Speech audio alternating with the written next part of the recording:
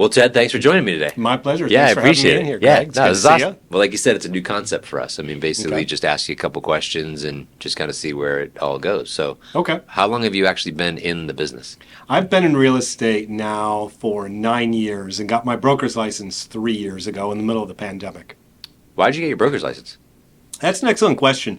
So I had a couple of rough transactions that were challenging because the person that was on the opposite side perhaps thought they had a level of experience or knowledge beyond me. And It's a good way to put it. Right. They were know-it-alls. And I found that there was a certain level of respect in the transaction if the words associate broker was on your email signature line and the words associate broker was on the purchase contract. So that's one of the reasons that I went out and got my broker's license. And also, COVID hit.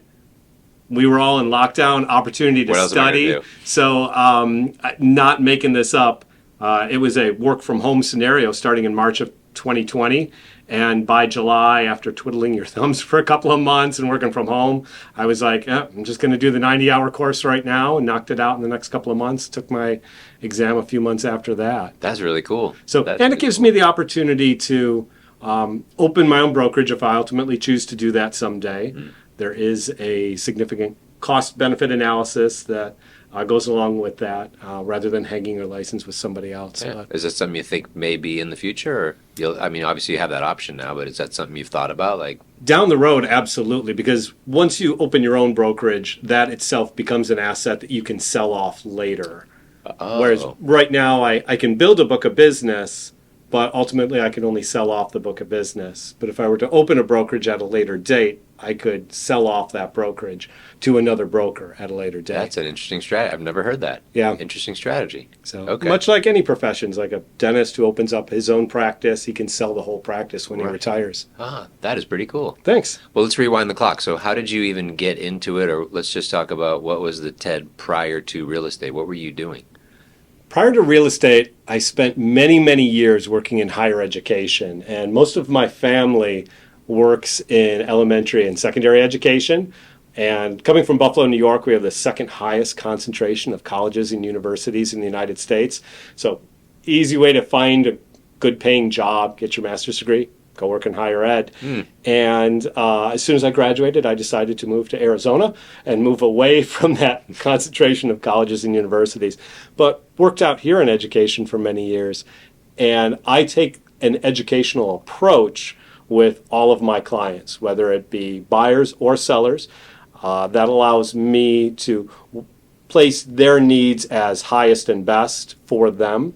And at the same time, produce content and just generally share knowledge with anybody that wants to listen. So I'm frequently asked questions of friends and family.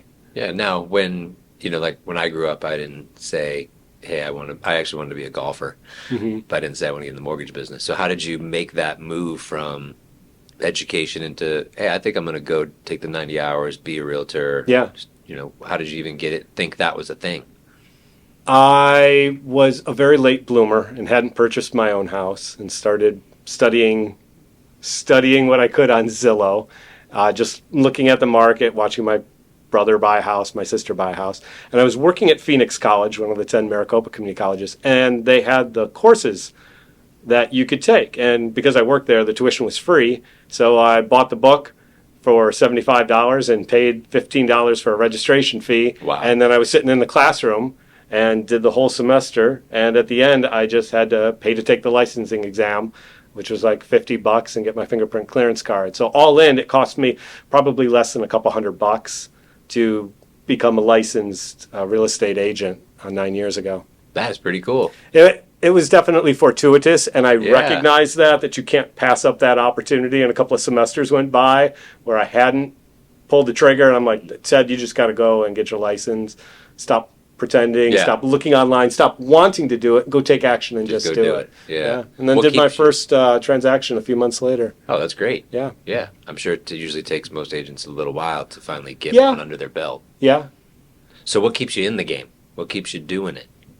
I love the variety the diversity of clients, the unique challenges that I'm presented on a day in and day out basis. This morning, I was at an estate sale for a client that I represent. The law firm contacted me, and I have buyers coming in from out of town tomorrow morning. And most of the last several days, we were clearing out the premises as best we could of firearms and other pornography and Wow. and syringes. The person was diabetic, and in an estate sale, when the person passes, there's just everything left behind. Right. And sometimes those things can have high value, like firearms, and sometimes it's trash.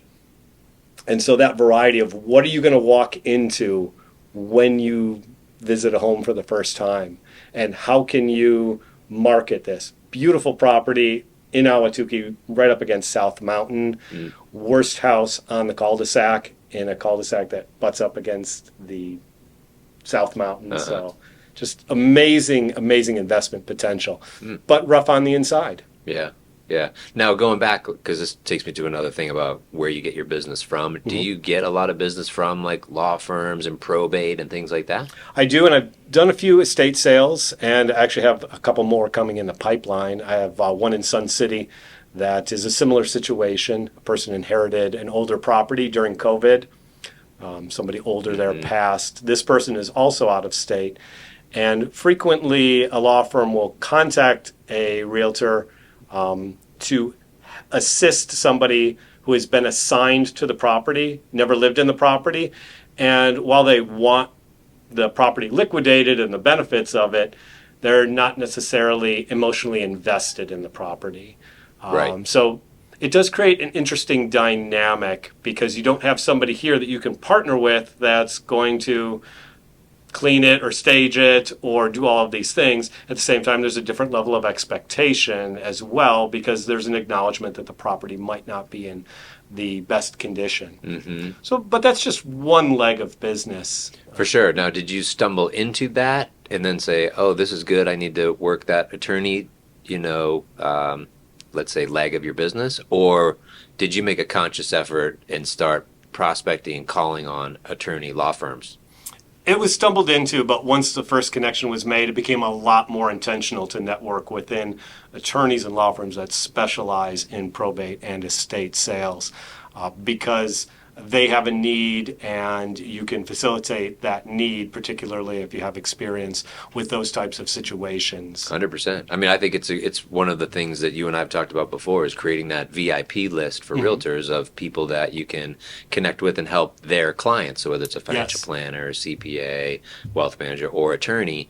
But one of the facets of attorneys is that probate attorney, because they have estates that need to get, and it could be just, hey, can you help me clean this up, rekey it? Can I have access to your subs? Like, that's a thing. Or it's, hey, I need to list this property. And there's a lot that gets it. And like you said, it's different than I call you to say, hey, I need to sell my house. It's my house. There's a personal connection there. I'm still living in the house. It's my house, versus someone who's now inheriting the house and maybe they're clear across the country. Exactly, which is frequently the case. Yeah. How many probate attorneys would you say you work with? I work with a couple dozen. Awesome. Yeah. Wow. Okay. Yeah. And what percentage of your business do you feel comes from that? But probably only about 10%. Okay. Just because most of my time is focused on my sphere, helping friends and family, and I enjoy that. So always welcome more opportunity to do estate sales, but at the same time, I'm blessed to have the opportunity to help so many friends and family. Yeah. Well, I think also sometimes those things kind of snowball a little bit too. They Because do. we're working with 24, and then, if each of them just sent you 2, that's 48 deals in a year additional on top of my sphere, right? So it doesn't take much. The interesting thing is that those types of cases work very slowly from their point of first contact to ultimately listing a home. Sometimes it can be very fast, but sometimes you might find out that this situation is just starting the probate process and might not be at a point where the home is listed until months later, because the attorney is getting somebody personally assigned through the court. And then sometimes those documents have to be recorded, or sometimes they're not recorded ahead of time. There may be clouds on title. And that's another interesting component, that you are working through these different types of obstacles and then finding solutions to various things. And that's networking with different title and escrow companies as well. Finding key people who have expertise to help resolve those situations. That's a really good point. And I've seen your videos about the power of people that you partner with, and your home inspector and things like that. And I really like that. Going into that social media stuff, because you do a lot of really good content.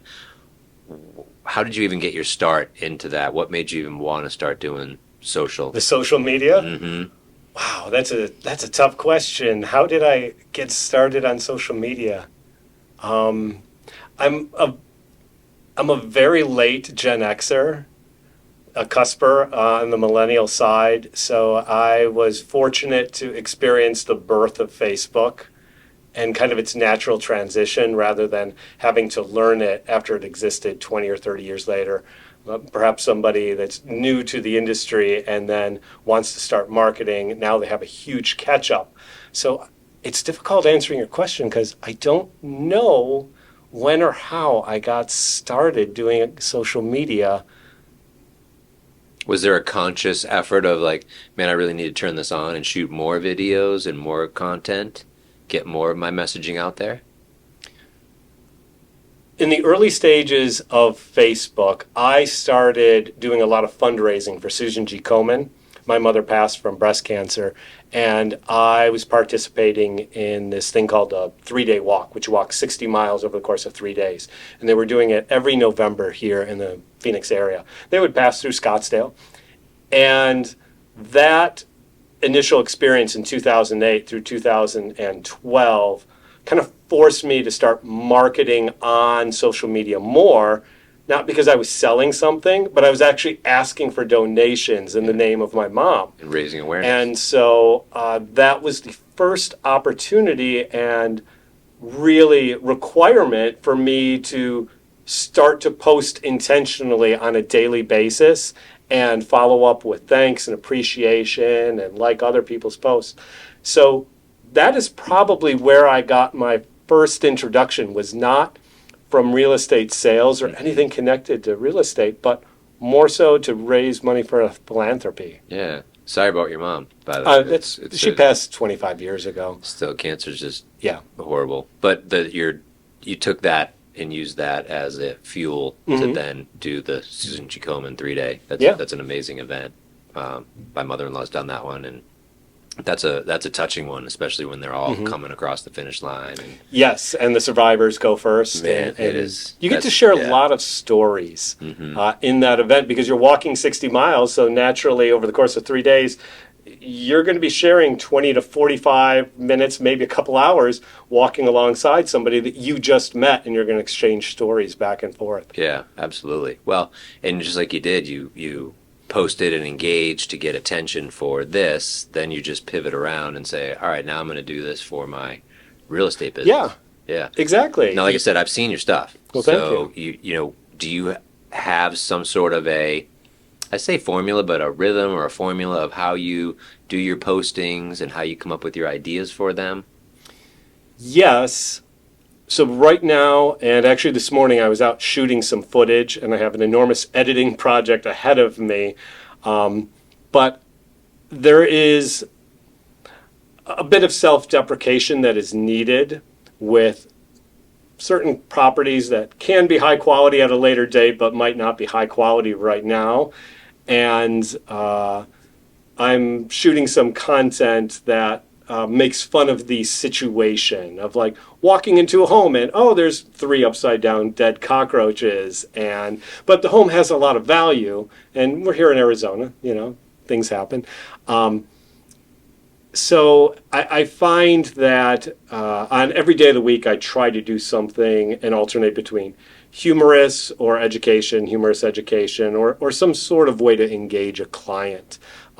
There is a magic and a methodology that I'm constantly refining and working on, and getting insights from other experienced individuals such as yourself.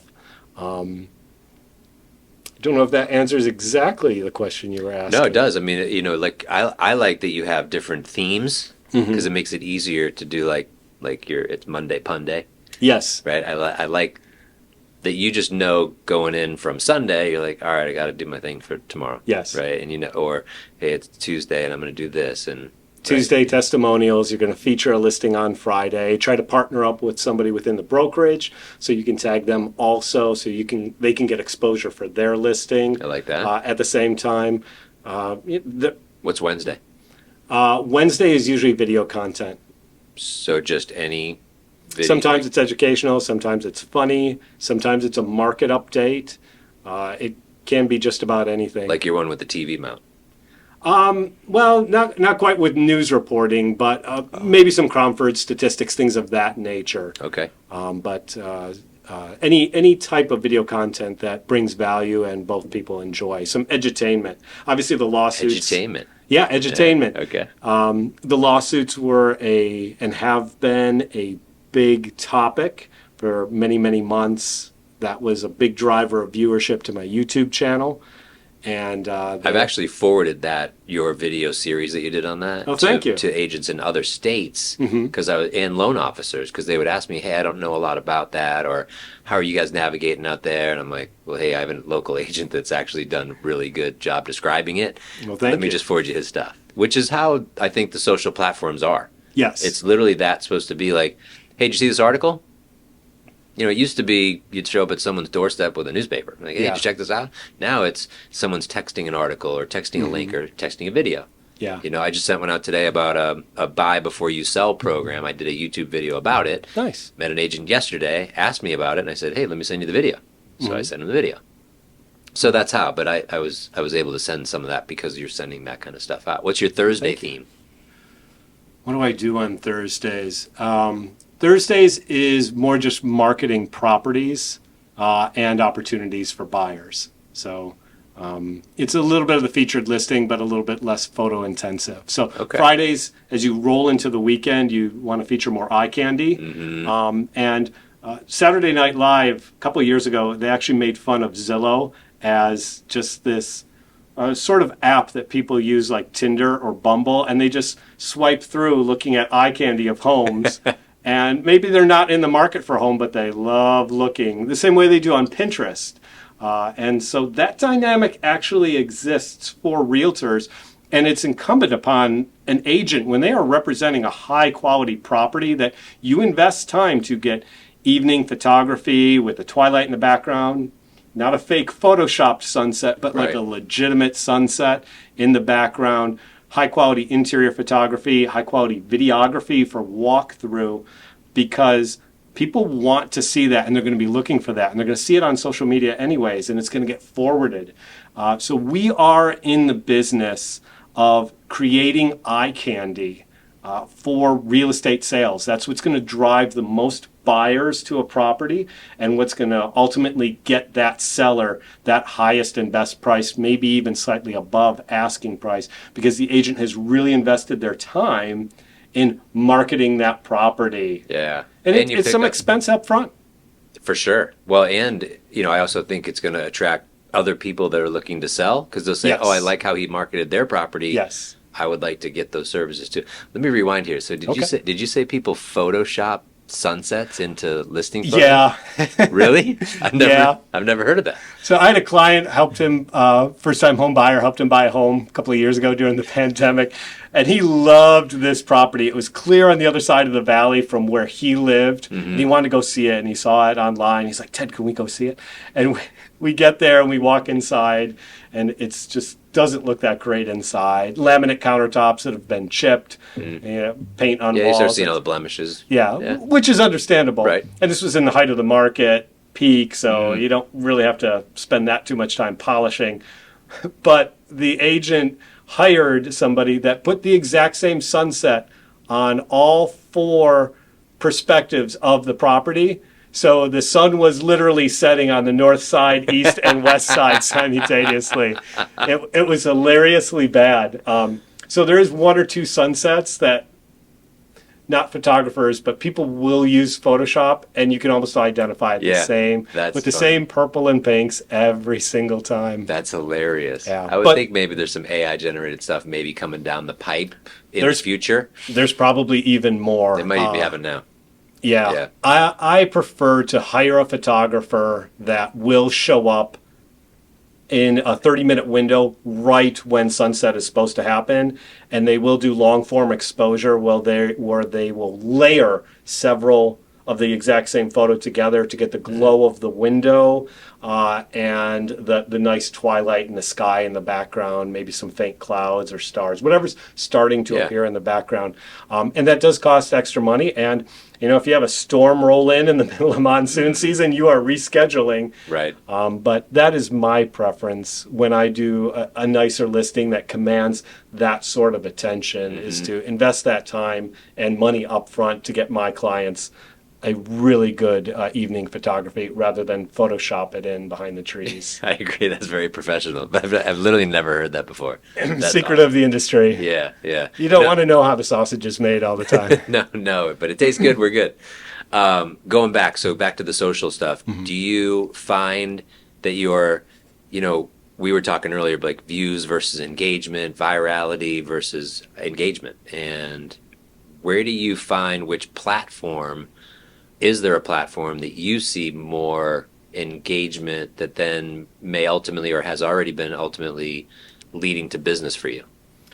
That's an excellent question. Most of my sphere, once I connect with somebody, I try to connect with them across as many platforms as possible because I'm a little bit more of a traditionalist. I've been with Facebook since inception, early adopter of Instagram. I do have quite a bit of my sphere that I direct there and connect with there.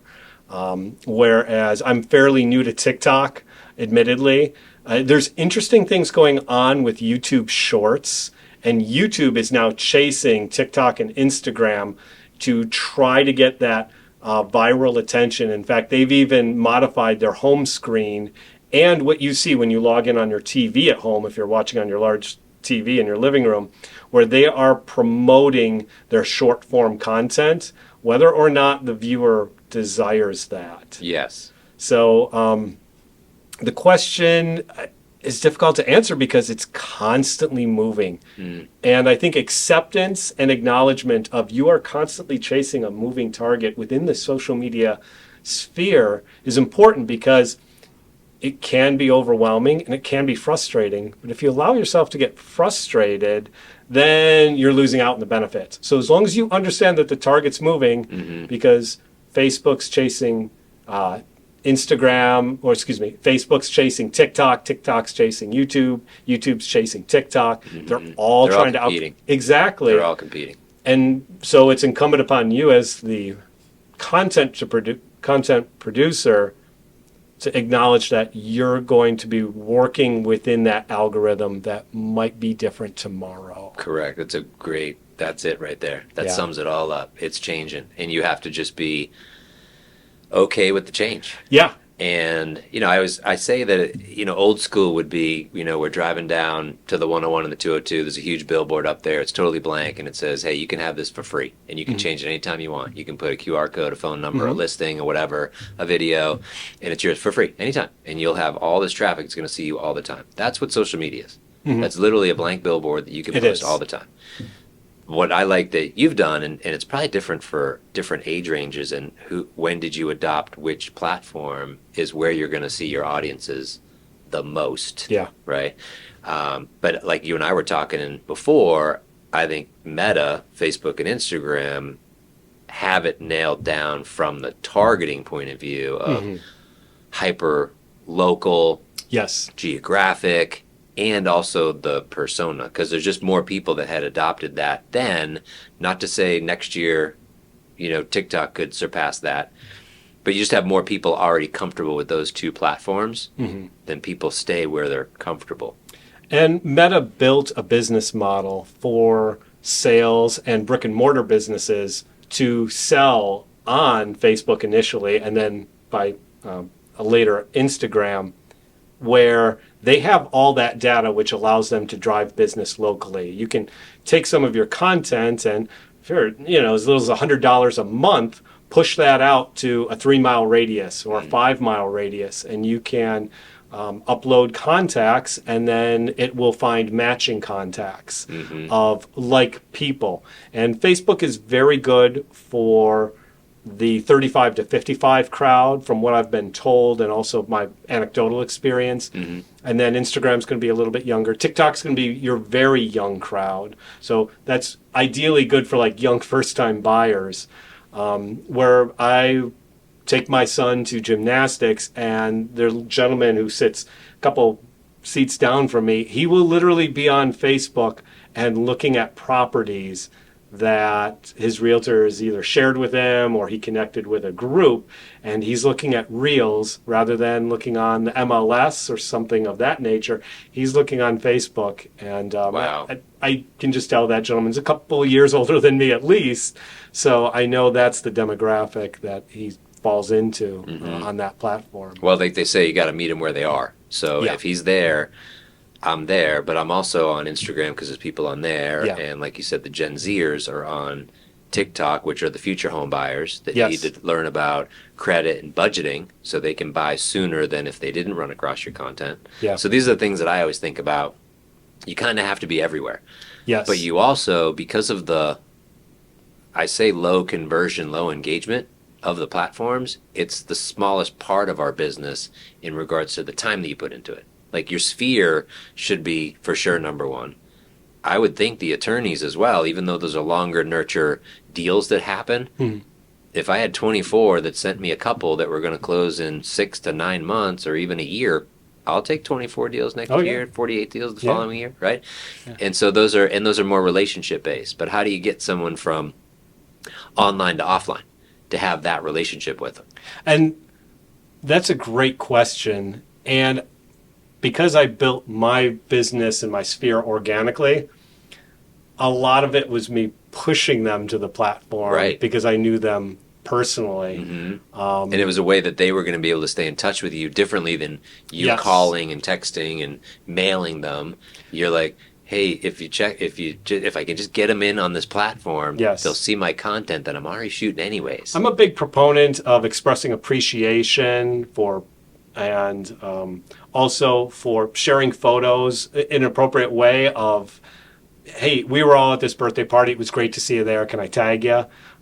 People are a little bit more averse to that now than they were 10 years ago. There was a lot more excitement 10 years ago. Like, yeah, Right. tag me in the Yeah, photo. But that's where I got my start in connecting with people and kind of pushing them to the platform rather than trying to seek them out. It's interesting talking about social media. So both YouTube and TikTok are now becoming search engines, where Instagram might be more eye candy, but people are actually typing in questions into the search bars of both YouTube, and by extension that's Google, because that's Right. what feeds that, and TikTok. So what is an FHA loan? What does CPI versus CEP mean? Stuff of that nature. So if you are developing content for both YouTube and TikTok, if you seek to answer questions first and title your content as if you're answering questions, you're going to get a lot more views rather than just trying to discuss a random topic that you find interesting. So find a question that the public is seeking an answer to, then answer that for YouTube and TikTok, and you will get a lot of viewership that way. That's a great tip. There was a stat that came out, I think it was 2 weeks ago we were shared. It was like 78% of people ages 18 to 41 find their financial information on social media. Yes. And like you said, like when you search on Google, TikTok content comes up, same as your YouTube, because YouTube's owned by Google, but not Instagram and Facebook, because they're not searchable. You have to search within their platform. Yes. TikTok's the first one to go outside the platform, and obviously YouTube's owned by Google, so it's always been that way. Someone will go to YouTube because they'd rather watch a video of that thing that they're searching. Same with TikTok, but especially those, like, that's where my kids would go. Like, how do I cook a pizza? It'll just, Yep. and here come the videos on TikTok, where I'm going to go to YouTube. So you have to, so the answer is like, you have to do them all. You just have to manage your time and have a simplified process like you do with your theme days. Yes. I like the theme days because it just simplifies what you're doing. It mixes the content up. It creates the, whether it's burnout or redundancy, where people are like, I'm just going to tune out now because it's the same thing every day. It needs to mix it up. Yes. Right? Where you've inherently, your whole playbook is to mix it up. As much as possible, but still fall within an organized system that allows you to be efficient, because Correct. it is time consuming to produce content, even just, little infographics and things of that nature that people find engaging. Yeah. And like you said, kind of masterminding with other people that are doing it to see, hey, what are you seeing the algorithm doing? What are you hearing? Yeah. What kind of articles are you seeing about this? Like, I joined a mastermind 1.5 years ago of someone who just is like the black belt of social media and specifically on the reels, and learning more about the algorithm. So it's not stay ahead, it's just try to stay in the know now. Because like you said, it can change when we walk out this room. Yes, it can. That's cool. A good question to answer if you're looking for a video topic is first-time home buyers. It's not technically someone who has never bought a home before, because different loan programs will qualify somebody as a first-time home buyer if they haven't owned a home in the last 3 years or have other situations. There's some exceptions for single parents, I believe. Is that correct? Oh, yeah. Yeah. So do I qualify as a first-time home buyer, or what is a first-time home buyer is being typed in right now, probably somewhere in the world, on both Google and by extension YouTube and on TikTok. And whoever has that video that answers exactly that, and that's how it's titled, and that's the first few seconds, that content creator is going to catch that person's attention. I think I have and my be next educated. video right there. Please. That's why I shared it with you. That's good. Yeah. Yeah, and it's funny. I just talked to a nonprofit yesterday, and they offer a first-time home buyer. It's a tax credit that you get for 30 years. So it's $2,000 a year up to. Wow. For 30 years. So $2,000, $2,000, $2,000, $2,000, $2,000. Even if you refinance, $2,000, $2,000, $2,000. For 30, as long as you own that house, you get $2,000 federal tax credit. And first-time home buyer, if you haven't owned in 3 years, or it's your first time, or if you're a veteran, you get it automatically. Or if you're buying in certain areas for a neighborhood stabilization type program, you actually have a higher income limit, higher purchase price, and they waive the first-time home buyer thing. You're just automatically a first-time home buyer. Wow. Pretty crazy. So that was one of my videos anyways, but I'll tie in more of the first-time home buyer. Please share those details with me when we're done talking here, because I would love to direct my buyers to that information. Like you said, there's always new stuff coming around. There's always, you guys with the buyer's commission is just pretty insane right now with those lawsuits and the settlements and what's happening. And that's a thing that, the media will always promote fear and angst to get the clicks and the ads, where you and I are empowered to put out the right messaging for people to kind of filter it all out. Yeah. They pay millions and billions in marketing dollars where we don't.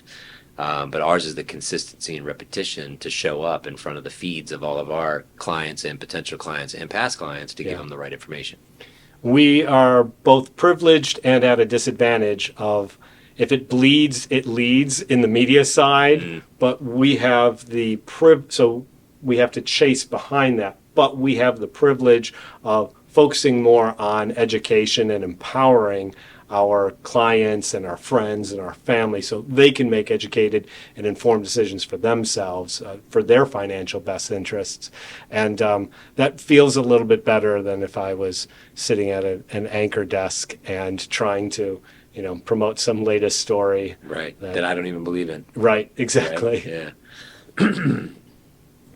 All right, well, cool, man. I appreciate it. I think this is good. This is a lot of stuff. I appreciate you coming in today. Now, for people that want to follow you and see all this content that we're all talking about, where are the places that they should be looking? Well, I can be found on just about every platform. So on Instagram, it's Ted Bland Realtor. On Facebook, Ted Bland Realtor. For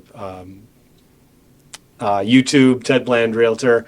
The searching Ted Bland Realtor will take you to just about everything. Legally, I have to use my name, Theodore, but everything's been programmed to also recognize Ted.